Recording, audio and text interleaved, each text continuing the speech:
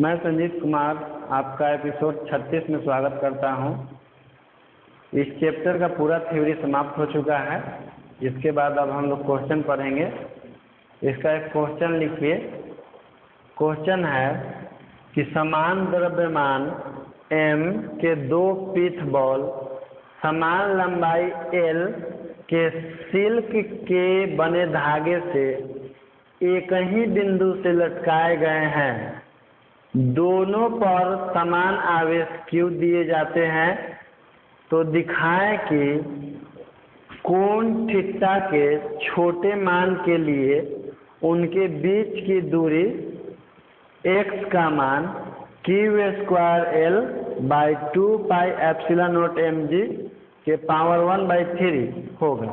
देखिए क्वेश्चन को समझ लीजिए। पहले कह रहा है कि दो ठो पीठ बॉल है। पीठ बॉल मतलब कि धातु का कोई बॉल है और उसको एक ही बिंदु से, मान लेते हैं किस पॉइंट से, दो ठो समान लंबाई के धागों से बांध करके क्या कर दिया गया है, लटका दिया गया है। और दोनों का द्रव्यमान m है। इसका भी द्रव्यमान m है और इसका भी द्रव्यमान m है। तो हम लोग जानते हैं कि इसका द्रव्यमान m है और इसका भी द्रव्यमान m है। इस वस्तु का भार mg हमेशा नीचे की ओर काम करेगा। इस वस्तु का भी भार mg नीचे की ओर काम करेगा। क्योंकि दोनों पीठ बॉल पर समान आवेश Q दिए जाते हैं, तो ये दोनों पीठ बॉल एक दूसरे को प्रतिकर्षित करते हैं। तो यह दोनों एक दूसरे से, मान लेते हैं कि x दूरी पर व्यवस्थित हो जाते हैं। दोनों के बीच की दूरी कितना है, x। दोनों पर आवेश का मान Q है और दोनों जिस डोरी से बांधकर लटकाया गया उस डोरी की लंबाई L है। हम लोग जानते हैं कि जब किसी बिंदु से बांधकर द्रव्यमान वाले वस्तु को लटकाया जाता है तो उसका वस्तु का भार mg हमेशा नीचे की ओर काम करता है और वस्तु का जो उसमें डोरी का तनाव होता है T ऊपर की ओर काम करेगा। क्योंकि दोनों आवेश एक दूसरे को प्रतिकर्षित करते हैं, तो यह इधर की ओर बल लगाएगा F और यह भी इस पर बल लगाएगा F। दोनों के बीच से हम लोग एक लाइन खींचते हैं और इसके कोण को हम लोग मान लेते हैं थीटा और ये वाला भी कोण मान लेते हैं थीटा। जब ये वाला कोण थीटा होगा तो यहाँ भी इसका कोण बनेगा थीटा और यह भी कोण बनेगा थीटा। दोनों कोण थीटा है। देखिए तनाव T जो है डोरी का, यह यहाँ पर कोण थीटा बना रहा है, तो ये दो कंपोनेंट में डिवाइड हो जाएगा, एक x कंपोनेंट में और एक y कंपोनेंट में। x कंपोनेंट को हम लोग क्षैतिज घटक बोलते हैं और y कंपोनेंट को ऊर्ध्वाधर घटक बोलते हैं। लेकिन एक तरफ साइन थीटा होता है और दूसरी तरफ कोस थीटा होता है। लेकिन कोस थीटा हमेशा उधर ही लिखा जाता है जिधर की एंगल बनता है और दूसरी तरफ साइन थीटा लिखा जाता है। तो देखिए वेक्टर T जो है आपका तनाव, ये कोण इधर बना रहा है, इसलिए इस दिशा में होगा Ty और इस डायरेक्शन में होगा Tx। और T जो है इसका रिजल्टेंट है Ty और Tx का। जब कोई एक वेक्टर दो कंपोनेंट में डिवाइड होता है तो उसका कंपोनेंट जो है इसके अगल बगल होते हैं, लेकिन उसका रिजल्टेंट जो है हमेशा दोनों के बीच में होता है। तो देखिए T जो है Tx और Ty का रिजल्टेंट होता है, लेकिन जिधर एंगल बनता है उधर Ty होता है और दूसरा तरफ Tx होता है। या हम लोग ये भी कह सकते हैं कि चूंकि यह ऊर्ध्वाधर घटक है और एक्सिस के अनुसार हम लोग ऊर्ध्वाधर घटक y की दिशा में होता है और क्षैतिज घटक x की दिशा में होता है। तो दो घटक होते हैं, एक साइन थीटा और एक कोस थीटा के फॉर्म में। तो इधर हो जाएगा Tx और इधर हो जाएगा Ty। इसी तरह से इसके भी दो घटक होंगे, एक Ty और एक होंगे Tx। देखिए यही चित्र हमने यहाँ भी बनाया है और चूंकि यह जो है इसका मध्य बिंदु होता है, तो यहाँ से यहाँ के बीच की दूरी हो जाएगी x/2 और फिर यहाँ से यहाँ के बीच की दूरी हो जाएगी x/2, जो कि चित्र में देखिए यहाँ हमने बनाया है कि कोई दो पीठ बॉल है जिसका द्रव्यमान m है। ये दोनों को समान आवेश दे करके डोरी से बांधकर लटकाया गया है, तो इसका भार mg नीचे की ओर काम करेगा, इसका भी भार mg नीचे की ओर काम करेगा। क्योंकि दोनों पर Q आवेश है तो दोनों एक दूसरे को प्रतिकर्षित करेंगे, तो इसके द्वारा इस पर लगने वाला बल का दिशा इधर की ओर होगा और इसके द्वारा इस पर लगने वाला बल का दिशा उस दिशा में होगा। क्योंकि डोरी का तनाव टी जो है यहाँ पर कुछ ना कुछ एंगल बना रहा है, तो ये भी एंगल टी थीटा होगा। तो एक तरफ इसका घटक होगा ऊर्ध्वाधर दिशा में टी वाई और क्षैतिज दिशा में टी एक्स। इसका भी दो घटक हो गया टी का, यहाँ पर टी वाई और टी एक्स, जो कि हमने लिख दिया। इसके बीच की दूरी x/2 और इसके बीच की दूरी x/2।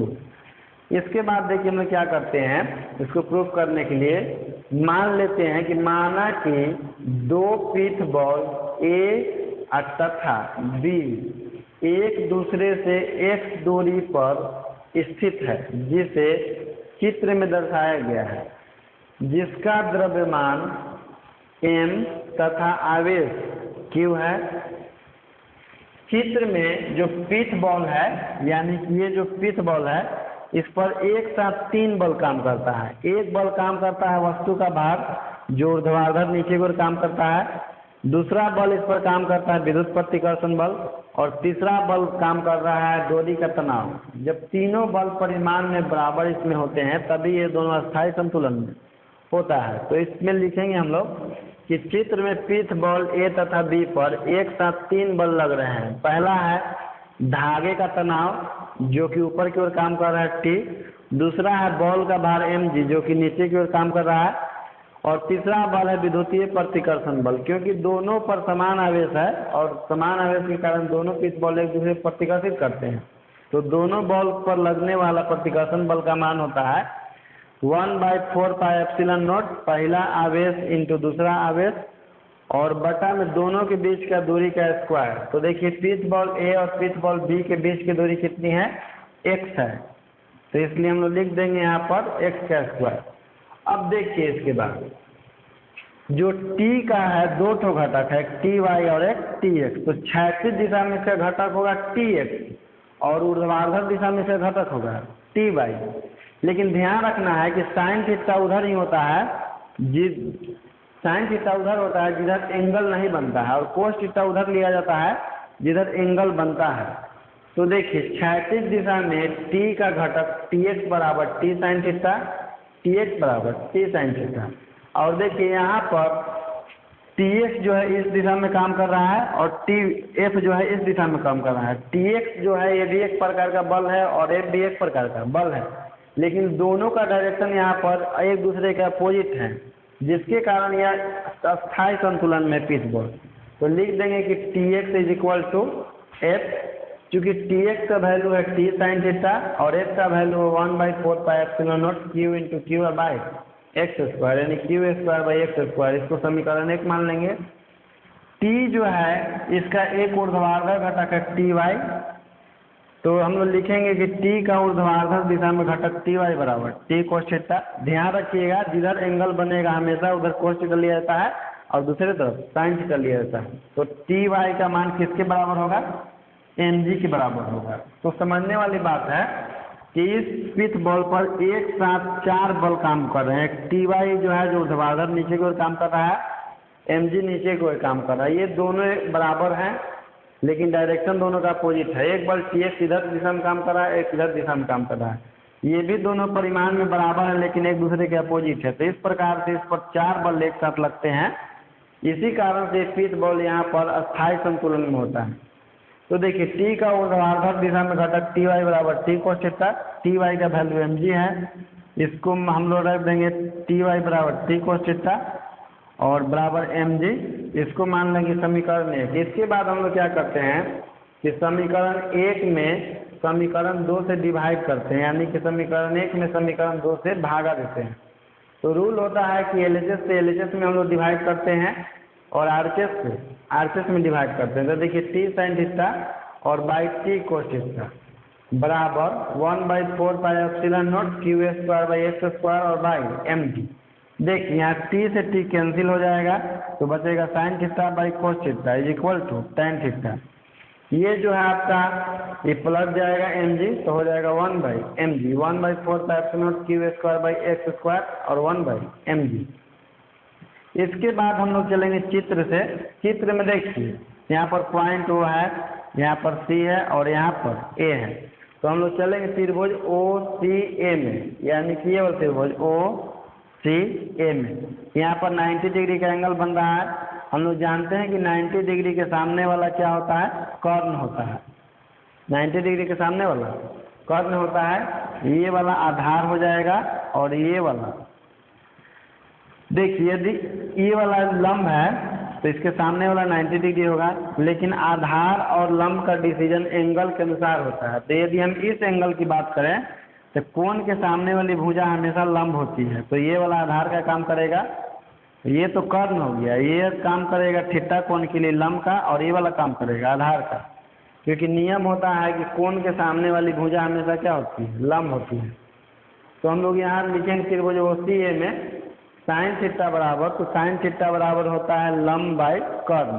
तो देखिए तो कोण के सामने वाली भुजा हो जाएगा लंब जो कि x/2 है, और कर्ण का काम कौन करेगा मेरा l। तो लिखेंगे sine theta is equal to x/2 और डिवाइडेड बाई l। 2 नीचे आ जाएगा तो x/2l। इसको हम लोग आगे लिखेंगे। देखिए यदि थीटा का मान बहुत छोटा हो, यदि थीटा का मान बहुत छोटा हो, यानी कि ये जो कोण है इसका मान बहुत छोटा हो, तो इस स्थिति में देख लीजिए, जैसे हम लोग जानते हैं कि साइन 0 का जो वैल्यू है 0 होता है और tan 0 का भी वैल्यू 0 ही होता है। तो इस तरह से हम लोग लिख सकते हैं कि जब थीटा का मान बहुत छोटा होगा, यानी कि लगभग 0 के करीब होगा, जब थीटा का मान बहुत छोटा होगा तो उस स्थिति में जितना tan थीटा का मान होगा लगभग उतना ही मान sin थीटा होगा। लेकिन ये विशेष स्थिति है, हर समय पॉसिबल नहीं होता है। ये कब होता है, जब थीटा का मान बहुत छोटा होता है यानी कि 0 के समीप, तो उस स्थिति में साइन थीटा और tan थीटा के मान बराबर होते हैं। तो यहाँ पर लिखेंगे कि यदि थीटा का मान बहुत छोटा हो तो साइन थीटा लगभग बराबर हो जाएगा tan थीटा। हम लोग जानते हैं कि साइन थीटा का मान x/2l है, तो tan थीटा के बराबर क्या लिखना पड़ेगा, x/2l। तो हमको चूंकि यहाँ पर tan थीटा आया हुआ है तो हमको भी यहाँ tan थीटा ही लाना है, तो इसलिए tan थीटा बराबर क्या लिख लेंगे, x/2l, क्योंकि ये दोनों लगभग बराबर हैं। तो जब इतना बराबर x/2l है तो इतना बराबर भी x/2l ही होगा। तो tan theta is equal to x/2l। इसको मान लेंगे हम लोग इक्वेशन 4। इसके बाद देखिए लिखेंगे समीकरण 3 एवं समीकरण 4 से। तो समीकरण 3 का देखिए एलएचएस में tan थीटा है और समीकरण 4 के भी एलएचएस में tan थीटा है। तो जब दो समीकरण के एलएचएस बराबर होते हैं तो आरसीएस भी ऑटोमेटिक बराबर होते हैं। जैसे कि मान लीजिए कि यदि a बराबर है b के और a बराबर है c के, तो ये कंफर्म है कि b और c भी आपस में बराबर हो। उसी तरह से tan थीटा बराबर आपका इतना है और tan थीटा ही बराबर है x/2l, तो ये दोनों भी आपस में क्या हो जाएंगे, बराबर हो जाएंगे। तो समीकरण 1 एवं समीकरण 3 एवं 4 से लिख देंगे। अब देखिए हम क्या करेंगे कि यहाँ पर x³ को इधर भेज देंगे, x² को यहाँ पर हम इंटू में भेज देंगे और 2l को इधर इंटू में भेज देंगे क्रॉस मल्टीप्लिकेशन करके। तो देखिए 2l यहाँ पर इंटू में आ जाएगा और x² यहाँ इंटू में आ जाएगा। देखिए हम क्या करेंगे कि इस 2 से इस 4 को डिवाइड कर देंगे, तो यहाँ पर कितना हो जाएगा 1/2 पाई एप्सिलॉन नॉट और q² और इंटू l बचेगा, इधर x³ हो जाएगा। इसको सजा के लिख दीजिए, x³ is equal to q² into l by 2 pi epsilon nought mg। देखिए जब इधर से हम लोग इसको पावर 3 को हटाएंगे तो यह उधर जाकर 1 के बटा में हो जाता है। जब x³ इज इक्वल टू इतना हो गया है तो x का वैल्यू निकालेंगे तो 3 जो है जाकर उधर 1 के बटा में हो जाएगा, तो q² l by 2 pi epsilon not. यदि आपको नहीं समझ में आ रहा है तो इसको देख लीजिए। जैसे मान लीजिए कि हम लोग लिखते हैं कि x² इज इक्वल टू 9, तो x इज इक्वल टू होता है 9 के पावर 1/2, और जब पावर 1/2 होता है तो उसको हम लोग रूट बोलते हैं, यानी कि √9 का वैल्यू कितना होता है, 3 होता है।